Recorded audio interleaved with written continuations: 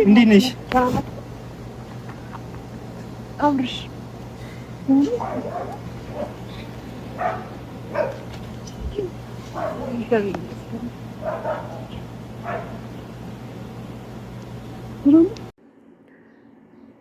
አብርሽ እንግዲህ ሄርሜላ ስለታሰረችበት በጣም ነው የተሰማው። እስካሁን ድረስ እንግዲህ ሄርሜላ ያለችበት ምንም አልታወቀም ማለት ነው። የት እንዳለችም እሱ የሚያውቀው ጉዳይ የለም።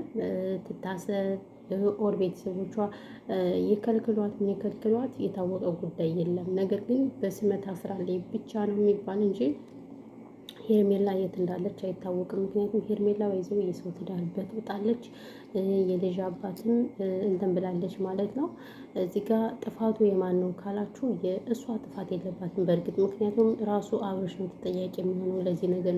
ለምን ሚስት እያለችን የመሰለች ሚስት እኔ የፈለገው ነገር ቢሆን ከሴት ጎን ነኝ። የጀማ ከማን ጎን ካላችሁ ከሩታ ጎን ነኝ የምሆን። ለምን ነገ ጧት በእኔ ምን እንደሚደርስ ስለማላውቀው ማለት ነው። ምክንያቱም ወንዶች ችግር የለባቸውም። ወንዶች ምንም ችግር የለባቸውም። አይደለም አንድ ልጅ ወልደው ይሄ ገና ሮጦ ያልጨረሰ ይቅርና ሁለት ሶስት ወልዶ ራሱ ጣጣ የለባቸውም። ከፈለጉ ጥለው ይሄዳሉ። ከፈለገው የድሮ ሚስታቸውን እየተጣሉ አሁን ደግሞ የፈረድበት ቲክቶክ አለ መስለኔ ብዙ ነገሮች አሉና እሱን እያዩ በጣም ተበላሽተዋል ወንዶቹ። እኔ ነው የምላችሁ። እኔ ከወንድ ጎን አልሆንም። ይቅርታ ለምን ወንድሜ አይሆንም? የእናትሽ ከሴት ጎን እየመረራችሁን ቢሆን ዋጡት ማለት ነው። ስለዚህ እኔ ከማን ጎን ነን ካላችሁ ከሩታ ጎን ነን። ሰው አብርሽ ጥፋተኛ ነው። ጥፋቱ ደግሞ ሄርሜላ ጥፋተኛ አይደለችም። እናንተ ሄርሜላ ጥፋተኛ ሄርሜላ ምን አደረገ? ሄደባት በቃ።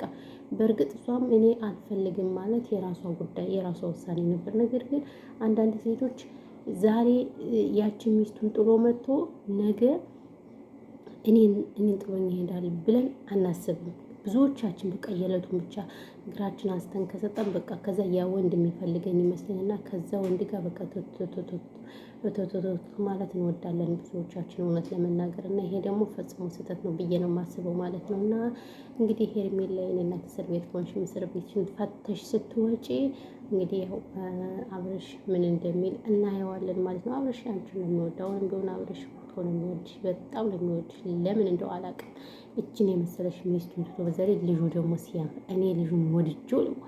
ልጁ ሲያምር በዚህ ዓለም ላይ እኮ እንደ ልጅ እኮ የሚያስደስት የለም። ቅመሞችም እንግዲህ ከስደት መልስ እንደዚህ አይነት ማር የሆነ ልጅ ይስጣችሁ። አምሳየው ነው ደግሞ የወለደ። አይታችሁታል? ልጁ አይታችሁታል?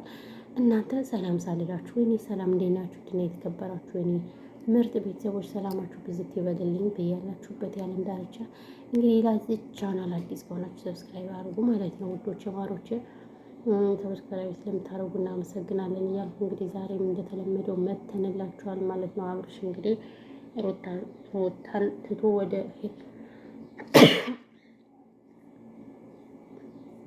ይቅርታ ኦማይ ጉድነስ እና ወንድ ልጅ እኮ በነገራችን ላይ ውሻ ነው ታውቃላችሁ? ውሻ ነው።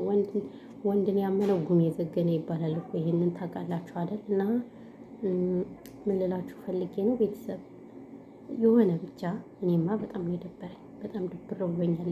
ድብር ብሎኛል።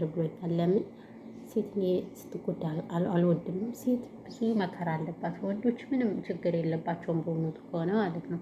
ለምን አያረግዙም፣ አይወልዱም፣ አያጠቡም፣ አይቸገሩም፣ ምን አይሉም። ለዛ ስለሆነ ማለት ነው ወንዶች ችግር የለባቸውም። በእውነቱ ከሆነ ወንዶች ችግር የለባቸውም። ችግሩ የማን ነው ካላችሁ የሴቶች ነው ችግሩ።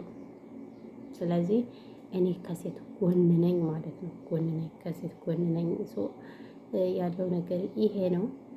በተረፈ አብርሽ እኔ ወደ ራሱ እንዲመለስልኝ ደስ ይለኛል። አሁንም ያቺ ግምጄ የምትባል ራሱ ተጨምራቸው እኮ አብራ እየተግማማችን ተጭ። ግን እኮ እኔ ዩቲዩበሮችን ታዝቢያቸዋለሁ። እኔ ሊሄድባቸው ነበር አላዳረሰኝ አለ። እንዴት ታዘብሻቸው ካላችሁ እንደዚህ ተራ ሰው ሲደውልላቸው እኮ መገናኘት አይፈልጉም። ፌመስ ከሆነ ግን ችግር የለውም ብለው ይገናኛሉ ማለት ነው። እና ይሄ ደግሞ ጥሩ ነው ብላችሁ ታስባላችሁ? እውነት ለመናገር ይሄ ደግሞ ኸይር አይደለም በእውነቱ ከሆነ ማለት ነው። ይሄ ኸይር አይደለም። እና ስለዚህ ምን ቡና እንዴት እንዳማረኝ ቡና በቃ ቡና እኔ ቡና በቃ ቡና ካልጠጣሁ በቃ ቀኑን ሙሉ ድብርብር ብሎ ነው የሚውለው ማለት ነው። ለምን እንደው አላውቅም። ሙሽኪላ ሙሽኪላ ቡና የሚባለው ሙሽኪላ ማለት ነው። እና ያለው ነገር ይሄ ነው። በተረፈ ግን የኔ ምርጦች ምርጣ ምርጦች እንዴት ናችሁ? ደህና ናችሁ? እኔ የምለው ሰብስክራይብ ለማታረጉኝ ጥያቄ ጠይቃችሁ ጥያቄ ልጠይቃችሁና ሰብስክራይብ ማታደርጉ ለምንድን ነው? ሙቀት አለኝ ያታዩ። አሁን ቡና ልጠጣ ላይቭ ልገባ ነበር። ስልኬ ባትሪ የለውም። ሙሽኪላ ተኝቼ አሁን ባትሪ ላድርገውና ከዛ እንትን እንላለን ማለት ነው።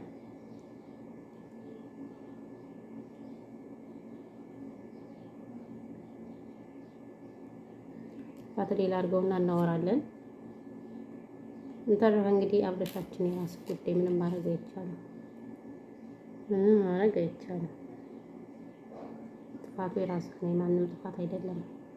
ምንድን እንደው ሸር ያደረጉልኝ እኔ ቲክቶክ አስጠልቶኛል። ለራሴን ከፍና አልተኛም ምን አልተኛም። እሺ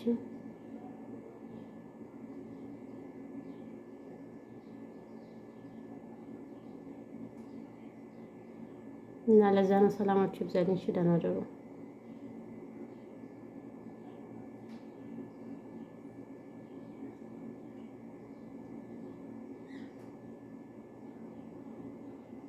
ደህና ዋሉ። በቃኛል ያልከዋለው ማለት ነው።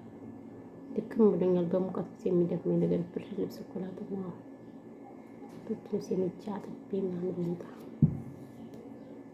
ይሻል።